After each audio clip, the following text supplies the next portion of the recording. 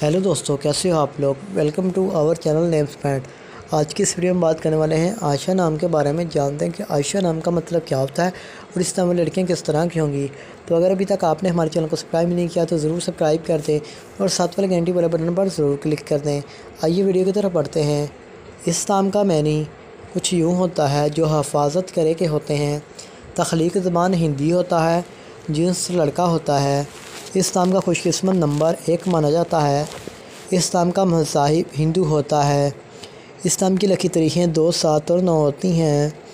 इस नाम का बेहतरीन वक़्त 7 AM से लेकर 9 AM तक होता है। इस नाम के लकी दिनों में मंगल और जुमेरात शामिल होती है। अब बात कर लेते हैं कि इस नाम वाली लड़कियाँ किस तरह की होंगी। आप ज़िंदगी में आने वाली मुश्किलात से टकराना पसंद करते हैं और आप इनका मुकाबला करना चाहते हैं। हाकिम सियारे में मरीज़ शामिल होता है। और अगर हम बात करें इस नाम के मुआफ़ी दांतों की, तो दांतों में तांबा और शामिल होता है। और अब हम बात कर लेते हैं लकी रंग की, तो सुर्ख़ और बनफशी रंग शामिल होता है।